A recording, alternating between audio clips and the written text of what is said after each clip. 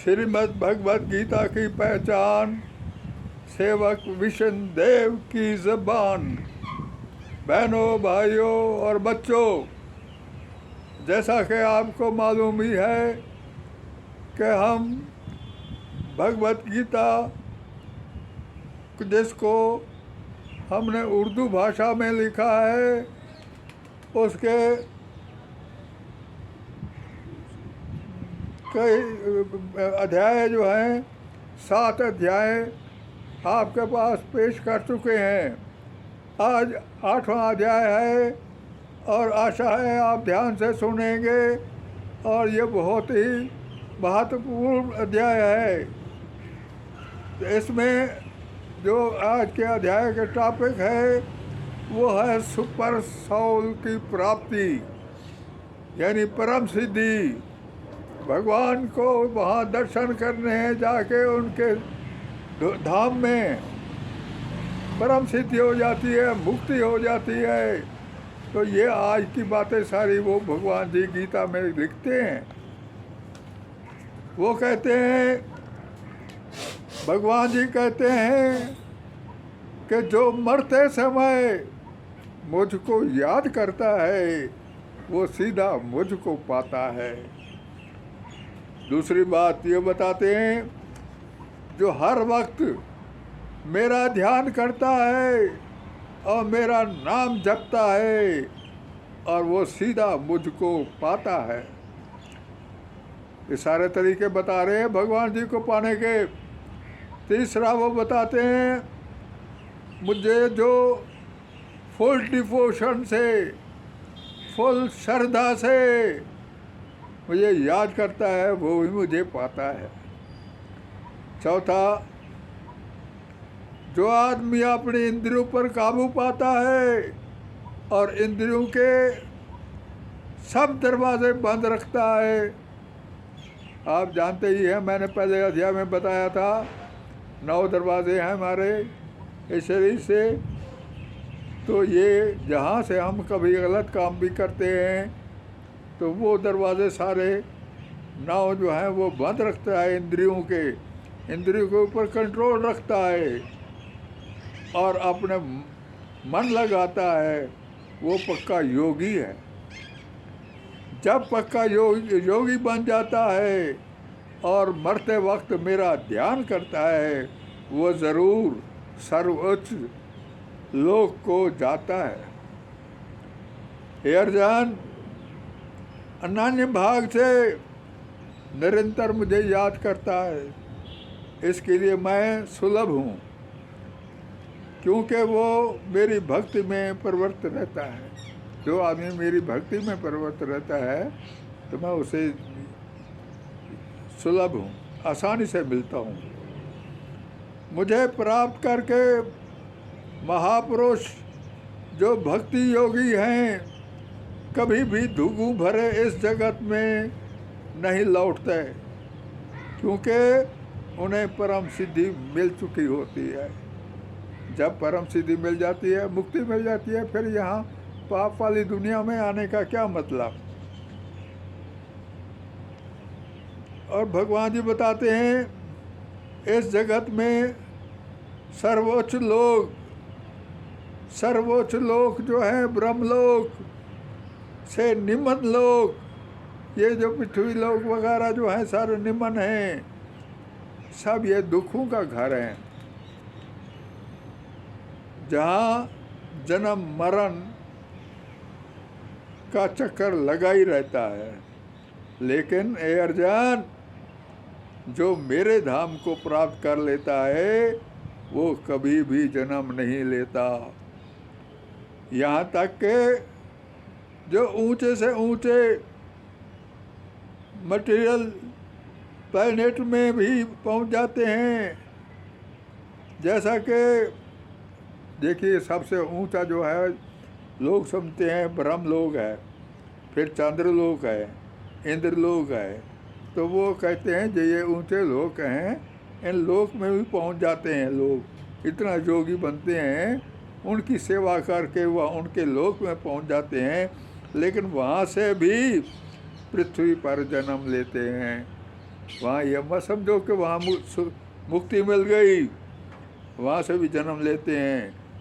मुमकिन है मेरे धाम में जो पहुँच जाता है, भगवान कृष्ण कहते हैं कि जब मेरी पूजा क्यों करता है और मेरे धाम में पहुँच जाता है, वो वापस नहीं आता, वो वहाँ ही रहता है मेरे साथ। मानवीय गणना के अनुसार 1000 युग मिलकर ब्रह्मा का एक दिन बनता है। अब इसी में भगवान जी बताते हैं कि ब्रह्मा लोग जो हैं उनका एक दिन और एक रात कितनी होती है। वो कहते हैं हमारे जो 4 लोग हैं और फिर इतनी जितना उसका दिन होता है और उतने उसकी रात होती है।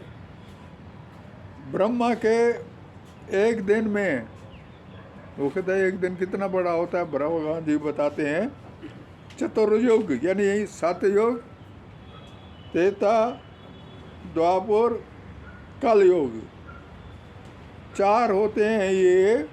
इनका एक चक्कर पूरा लग जाए तब जाके उसके भी 1000 चक्कर लगाओ तब जाके एक ब्रह्मा का दिन होता है।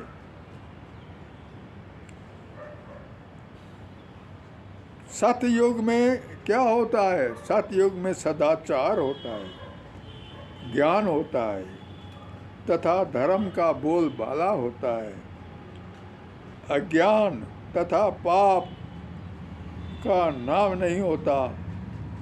ये युग ये बताते हैं कि सतयुग कितना बड़ा होता है, 17,25,000 साल तक चलता है ये। और त्रेता युग ये पापों की शुरुआत हो जाती है। इसमें धर्म तो होता है लेकिन पापों की जो शुरुआत है वो कब? त्रेता युग में शुरू हो जाती है। और वो युग 12,46,000 साल तक चलता है। द्वापर युग जो है इस में क्या होता है? सदाचार का धर्म का सब हास होना शुरू हो जाता है। आपने देखा है द्वापर में ये सारी जो गीता लिखी गई थी ये सब वहाँ पे पाप हो गया शुरू और पाप बढ़ने लग जाते हैं। ये द्वापर जो है वो 8,64,000 साल का होता है। सबसे अंतिम कलयुग है जिसे हम 5,000 सालों से भोग रहे हैं। इसमें अज्ञान, अधर्म तथा पापियों का बोलबाला ही है। जहाँ देखो अधर्म ही अधर्म है, अज्ञान है, पाप हैं और ये ख़त्म हो जाता है। इसके 4,32,000 साल तक चलता है ये कलयुग। इस युग में इतने पाप बढ़ जाते हैं कलयुग में कि इस युग के अंत में भगवान खुद कल के अवतार लेते हैं, असुरों का श्रृंगार करते हैं और दूसरे सतयुग का आरंभ होता है। इस तरह ये क्रिया चलती ही रहती है। ये सारी क्रिया बताई है कि सतयुग से पहले सतयुग बनाता है, फिर इसके बाद सारी दुनिया रहती है, धर्म होता है और फिर पाप होते हैं, पाप बढ़ते हैं। जब अंत हो जाता है तो उस पर फिर क़यामत भी आ जाती है। भगवान जी खुद ही कल के अवतार लेते हैं। अब इसके बाद इन 4 युगों के 1000 चक्रों के बाद ब्रह्मा के एक दिन के बराबर होते हैं। 4 यानी हमारे सतयुग भी गुजर जाता है, द्वापर, त्रेता, सब कलयुग ये एक चक्कर है। ऐसे चक्कर 1000 चक्कर जो हैं हमारे लगे तब जाके ब्रह्मा का एक दिन होता है। और इतने ही वर्षों की उसकी एक रात होती है। ब्रह्मा एक ऐसे 100 वर्ष तक जीवित रहते हैं। फिर बताओ, ऐसा उनका वर्ष जो हो, 100 वर्ष तक जीते रहते हैं और तब उनकी मृत्यु होती है। ब्रह्मा की ये 100 वर्ष गणना के अनुसार, हमारी जो गणना होती है उसके अनुसार पृथ्वी के ये 31,104 आगे लगा लो 10 जीरो, ये खुद ही गिन लो, इकाई दहाई सैकड़ा हज़ार लाख तो अरब खरब सारा इसको गिनती करते जाओ तो ये लिख लो 31,104 और उसके साथ 10 जीरो और लगा लो। इतने साल तक जो है ये वर्ष के बराबर हैं ये ब्रह्मा जी का। इन गणनाओं से ब्रह्मा की आयु अत्यंत विचित्र तथा ना समाप्त होने वाली होती है। जब इतने हो गए साल कौन हिसाब करते, लेकिन ना समाप्त होने वाली है। किंतु नित्यता की दृष्टि से ये बिजली की चमक तक अल्प है।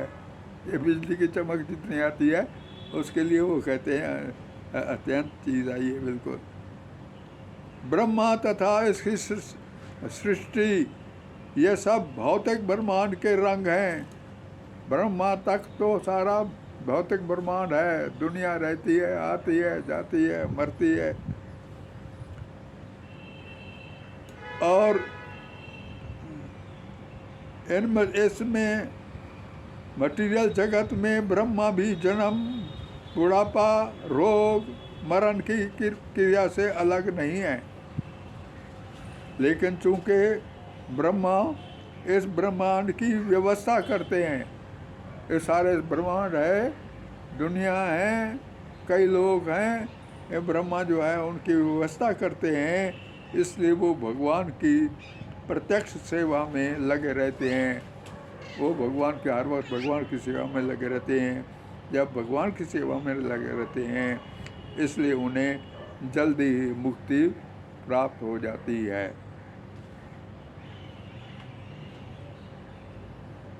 सिद्ध सन्यासियों को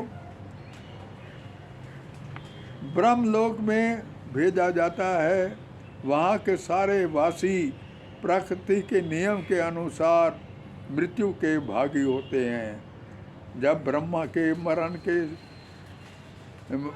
के दिन के शुरू होते हैं, समस्त जीव अव्यक्त अवस्था से व्यक्त अवस्था में प्रकट हो जाते हैं।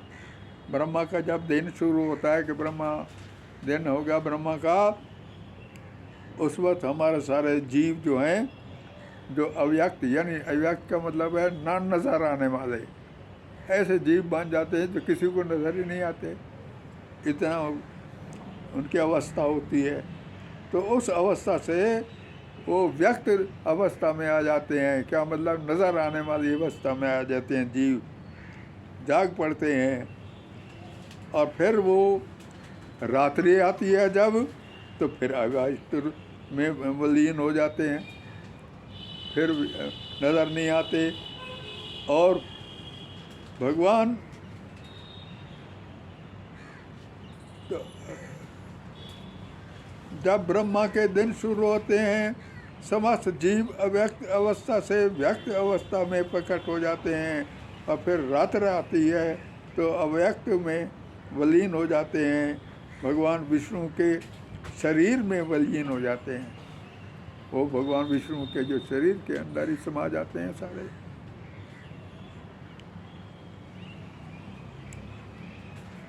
तो वो करोड़ों सालों तक अप्रकट रहते हैं।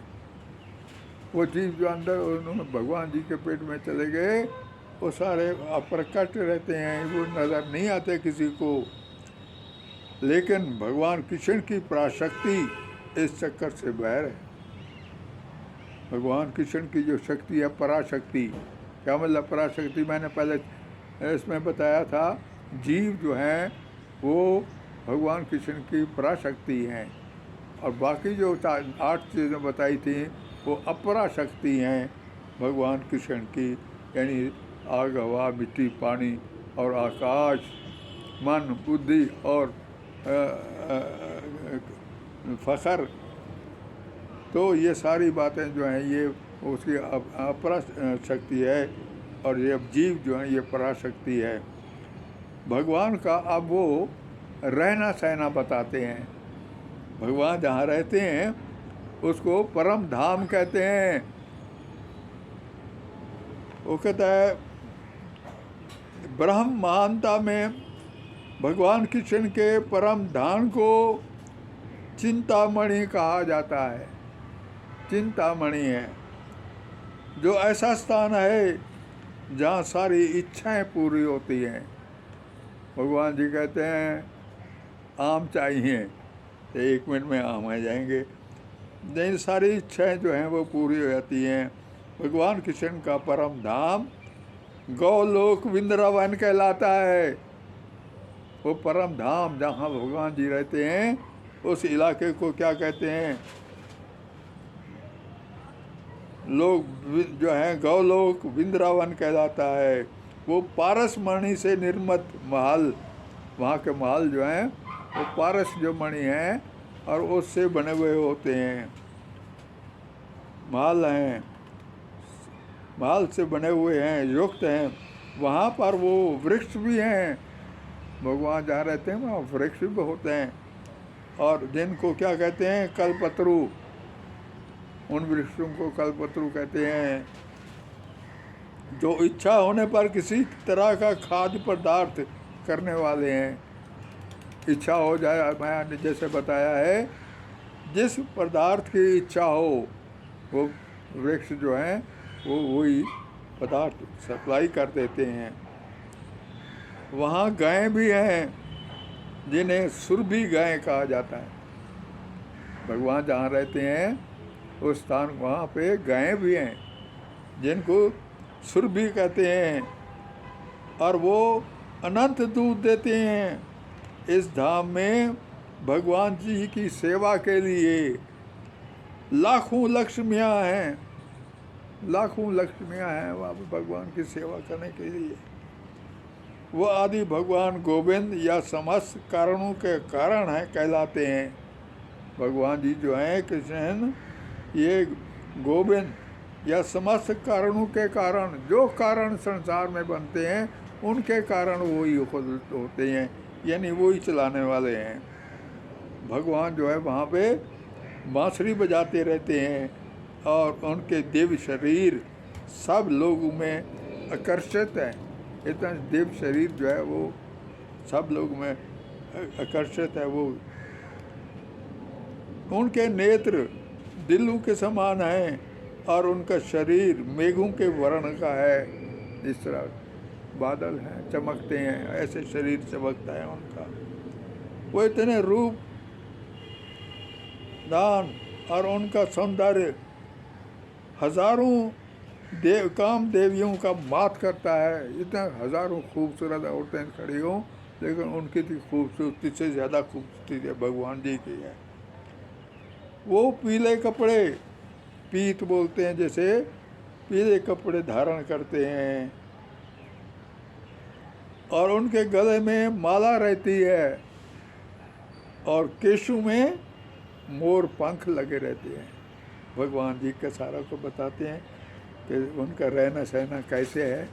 ये आज सबको मालूम हो जाएगा कि भगवान जी का रहना सहना कैसे है।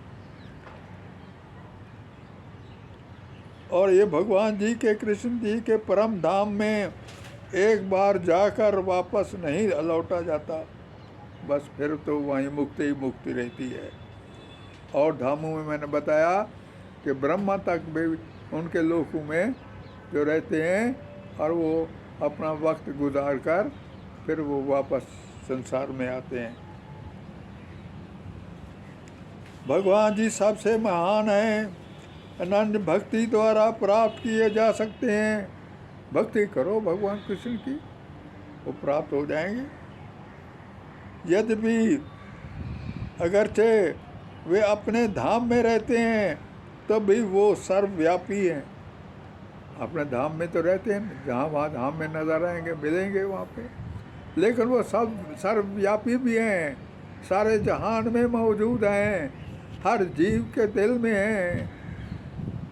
तो इसको मैं कहते हैं हर जगह मिल जाते हैं, वो कहीं भी याद करो वहाँ मिल जाते हैं, और उनमें सब कुछ स्थित है। भगवान फिर बताते हैं नई चीज़, जो कि योगियों के लिए है कि उनको कब संसार छोड़ना चाहिए।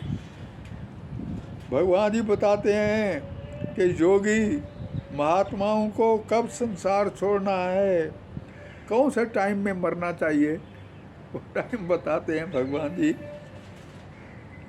टाइम बताते हैं। पर ब्रह्म के ज्ञान, जो ब्रह्म के ज्ञाता हैं अग्निदेव, उनके प्रभाव में दिन दिन हो, रोशनी हो, अग्नि हो, उसका प्रभाव हो, उसमें अगर डेथ हो जाती है तो वो भी मेरे पास आते हैं। और प्रकाश में, दिन में जो मरता है, दिन के निश्चय जो क्षण हैं, शुक्ल पक्ष जिसको कहते हैं, उसमें जो अगर वो, और फिर उस वक्त सूरज भी जो है उत्तरायण में होना चाहिए। ये सारी बातें बताते हैं। अगर इस बार इन क्षणों में इंसान शरीर छोड़ता है, यानी योगी, तो फिर वो ब्रह्म को प्राप्त करते हैं। जो शरारती और मूर्ख हैं, जो मनुष्यों में अधम हैं, लेकिन ज्ञान माया द्वारा हर लिया गया है, उनका ज्ञान भी ख़त्म हो गया है, माया ने ख़त्म कर दिया है। जो असुरों के शैतान, असुरों कहते हैं, असुरों को नास्तिक, प्रकृति का धारण करने वाले ऐसे दुष्ट मेरी शरण ग्रहण में नहीं आ सकते। जो असुर होते हैं, शैतान होते हैं, जो मेरा पूजा नहीं करते, वो मेरे शरण ग्रहण में नहीं आ सकते। भगवान कृष्ण फिर एक नई चीज़ बताते हैं। वो कहते हैं 4 किस्म के दोस्त होते हैं। दोस्त 4 किस्म के दोस्त होते हैं। पहला, मूर्ख लोग कैसे होते हैं? मूर्ख लोग, ये भी दोस्त होते हैं। जैसे ऐसे मूर्ख ऐसे हैं जैसे गधे हों, गधे पेट भरते हैं और दूसरों के लिए सर तोड़ते हैं, ना अकल ना कुछ है, दूसरे ने जब कहा काम कर दिए, और लेबर करते हैं दूसरों के लिए, सेक्स करते हैं, कोई भगवान का नाम नहीं है। तो ये पहली श्रेणी है जो कि दुष्ट लोग हैं। दूसरा, अधम किस्म के लोग, यही ना ज़्यादा बड़े ज्ञानी हों और ना ज़्यादा अनाड़ी हों। अधम व्यक्ति जिनका परम कांड ज्ञान माया के प्रभाव से शून्य हो जाए, जिनका ज्ञान जो है माया की वजह से शून्य हो जाता है, नहीं सोच सकते, अब वो भी दोस्त होते हैं। तीसरा वो है, कोई विद्वान जो हैं, वो कैसे दोस्त होते हैं बताते हैं। विद्वान वो भी माया जिनको भ्रांत कर देती है, ऐसे विद्वान भी हैं जिनकी माया भ्रांत कर देती है, वो भी दोस्त रह जाते हैं। और दूसरे जो हैं, चौथा जो है, वो बताते हैं आश्री सिद्धांत वाले, शैतांत वाले, जो शैतान हैं, श्रेणी है उनकी, उनको हम कहते हैं एथियस्ट, जो भगवान को नहीं मानते, जिनमें कुछ तर्क करते हैं कि इस संसार में भगवान ने अवतार नहीं लिया। कहते हैं कहाँ अवतार लिया भगवान जी ने, वो अपनी बुद्धि से कल्पित अनेक शायद अवतारों को प्रवेश करते हैं और अवतार ले लिए, वो उनकी पूजा करते थे, तो वो दुष्ट हैं। वो भगवान कृष्ण के चरण कमलों में कभी शरणागत नहीं हो सकते, भगवान कृष्ण के चरण में नहीं आ सकते। वो भगवान कृष्ण जी कहते हैं कि 4 किस्म के लोग पुण्य आत्मा भी हैं। अब देखो ये चीज़ बताते हैं कि 4 किस्म के लोग जो हैं, जो पुण्य आत्मा हैं, जो मेरी सेवा करते हैं। पहला, दुखी, जिसको कोई दुख होता है, बीमार होता है, वो याद करता है भगवान को, भगवान को याद करता है। दूसरा, धन्य के इच्छुक, जो पैसा इकट्ठे करने में लगे रहते हैं, हे भगवान यहाँ से हमारा इतना पैसा बच जाए, इतना काम हो जाए, इतना मुनाफा हो जाए। तीसरा, जिज्ञासु, जो खोज करते रहते हैं कि ये चीज़ कैसे आ गई, ये चीज़ कैसे आ गई, ये कैसे बनेगी, जिज्ञासु हैं। चौथा है, जिन्हें परमात्मा ने ज्ञान की तलाश है, जिनको परमात्मा के ज्ञान जो है उसकी तलाश है, उसका ज्ञान सोचते रहते हैं, वो भी जो है पुण्य आत्मा है।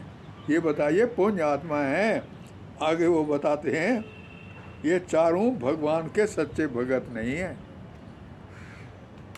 चाहे दुखी हैं, चाहे धन के इच्छुक हैं, जिज्ञासु हैं, ये चारों के भगवान के सच्चे भगत नहीं हैं, क्योंकि ये किसी फल के लिए मेरी सेवा करते हैं, क्योंकि वो चाहते हैं कि मेरा ये काम हो जाए, हे भगवान जी ये काम हो जाए, तब याद करते हैं, वरना ऐसे याद नहीं करते। जो फल के लिए भगवान को याद करता है, निष्काम सेवा होनी चाहिए, साकाम सेवा नहीं होनी चाहिए। निष्फल सेवा करने वाले भगवान को प्यारे होते हैं। देखो साफ बताया भगवान जी ने, निष्फल, जो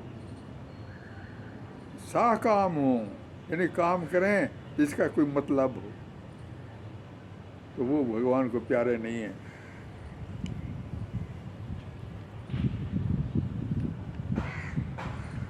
ये चारों भगवान के सच्चे भगत नहीं हैं, क्योंकि ये किसी फल के लिए मेरी सेवा करते हैं। निष्फल सेवा करने वाले भगवान को प्यारे होते हैं। भगवान कहते हैं कि जो परम ज्ञानी नहीं हैं और शुद्ध भक्ति में लगे रहते हैं, ऐसे भी हैं जो ज्ञानी नहीं हैं, कक्का नहीं जानते भगवान धर्म के बारे में, और वो बैठ के भगवान का नाम लेते रहते हैं, हरे कृष्णा हरे कृष्णा हरे कृष्णा। जैसे सुदामा चाहे लायक था, पढ़ा लिखा था, लेकिन हर वक्त जो है भगवान का नाम लेते रहना, तो उससे भी जो है भगवान खुश हो जाते हैं। मैं इसकी मिसाल भी दे सकता हूँ। मुझे याद है, मैं सुना करता था कि जब बाज़ार था, छोटा सा गांव है, और उसमें हमारी साइड का था, पाकिस्तान का, तो उसमें एक टोला चला, धर्म का फैलाने वाले, योगी फैलाने वाले साधु लोग जो है चले, और उन्होंने एक दुकानदार से कुछ बात मांगा होगा। दुकानदार ने कहा, जी आप मुझे कोई दे दो मंत्र वगैरह। तो उन्होंने दिया एक मंत्र, एक ओंकार। आगे वो कहते हैं ना, मत मत मत आगे ना देना, मुझे यही काफ़ी है। दुकानदार ने कहा, यही काफ़ी है, एक ओंकार। वो सारा दिन ये एक ओंकार जपता रहा, हर जगह पे एक ओंकार एक ओंकार एक ओंकार, और उसको दुनिया भूल गई, खाना पीना भूल गया, पड़ा हुआ था मोहल्ले में, और उसके ज़ख़म हो गए टांगों में। फिर इसके पास ज़ख़म को कुत्ते चाटने लगे, मतलब है उसको कुछ भी नहीं, लेकिन एक ओंकार बोली जा रहा है। अब बताओ वो भगवान का प्यारा होगा कि नहीं होगा?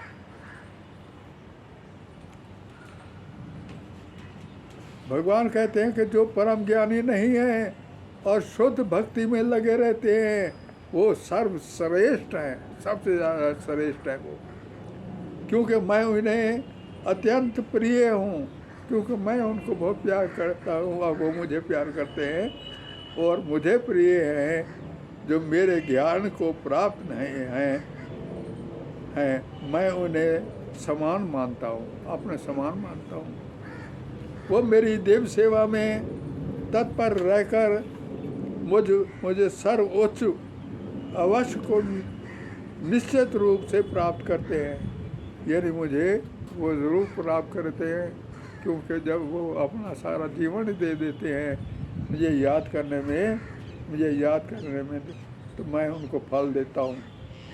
कई बार जीवन मरण के बाद जब किसी को ज्ञान हो जाता है, अब नई बात बताते हैं भगवान जी, जीवन मरण के बाद किसी इसमें आया, जीवन में आया या एक नया वो लिया, तो उनको कोई ज्ञान हो गया। वो ज्ञान कैसे हो गया? और वो मेरी शरण में आता है, ये जानते हुए कि मैं सबका कारणों का कारण हूँ। उसको ये मालूम हो जाता है कि भगवान कृष्ण ही सब कारणों के कारण हैं। ऐसी दिवंगत और महान आत्मा कम है, बहुत कम है महान आत्मा जिनकी अकल मटीरियल नेचर के प्रभाव से नष्ट हो जाती है और वो देवी देवताओं के शरण में चले जाते हैं और उसकी पूजा करते हैं, अपने नेचर के अनुसार फल पाते हैं।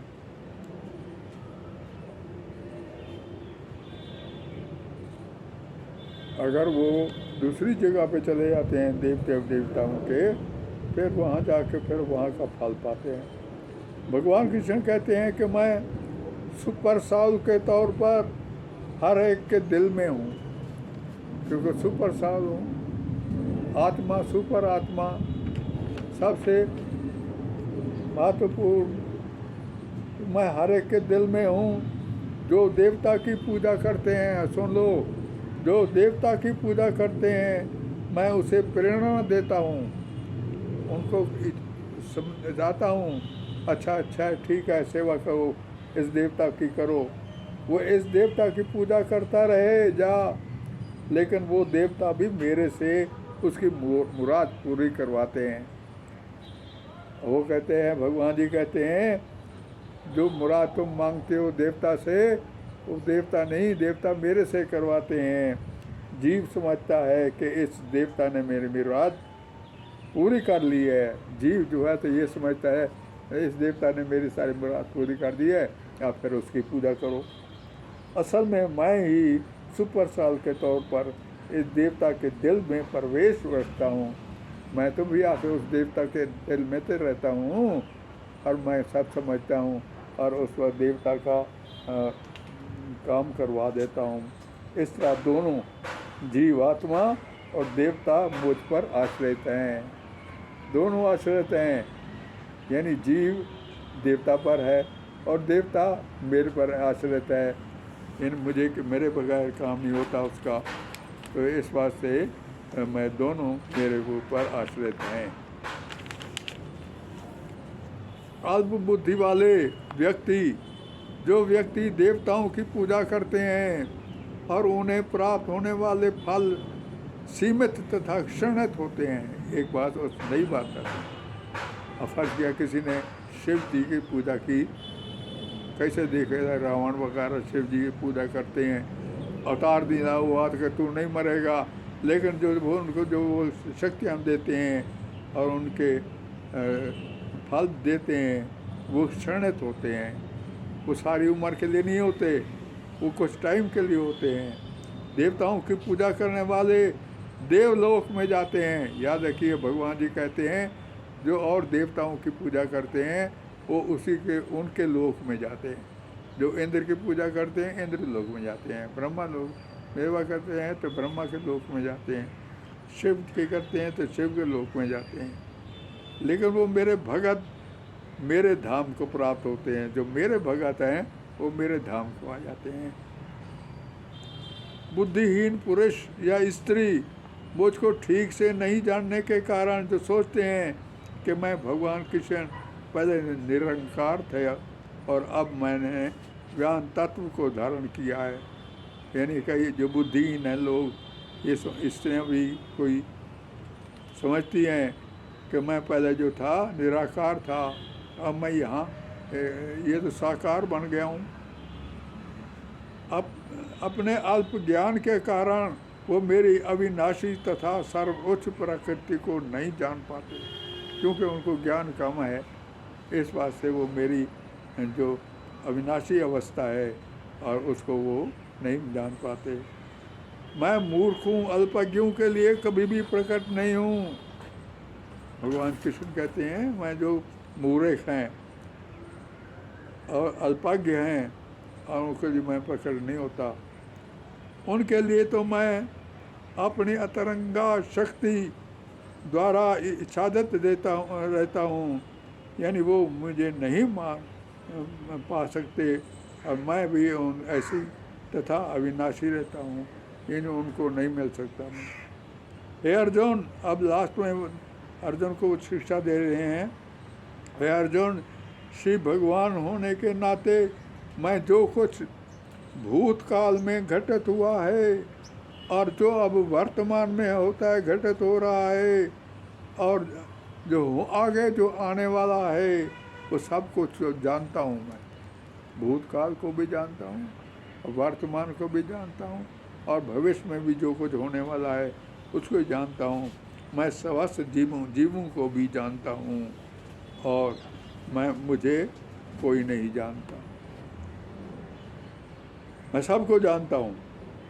जो योगी, फिर बता रहे हैं, जो योगी धुएं रात्रि कृष्ण पक्ष में या सूरज के दक्षिण में रहने के महीनों में शरीर छोड़ते हैं वो चंद्रलोक में जाते हैं। याद रखिए, फिर वो चंद्रलोक से पृथ्वी पर फिर वापस आ जाते हैं। वैदिक मत के अनुसार इस संसार से जाने के दो मार्ग हैं,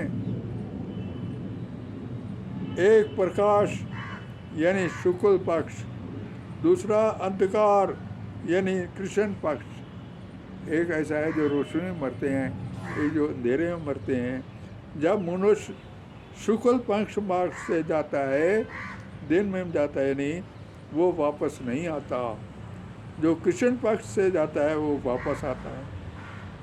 वो कहते ऐसा है, लेकिन जो मेरे भगत हैं उनके लिए कोई बंधन नहीं है, वो कभी भी अपना शरीर छोड़ें और वो चाहे वो रोशनी में हो चाहे वो अंधेरे में हैं, तो वो परम धाम में आते हैं, वो मेरे परम धाम में आते हैं, क्योंकि उन्हें यकीन होता है मेरा। तो ये आज सारा अध्याय ख़त्म होता है, समाप्त होता है। ओम तत्सत।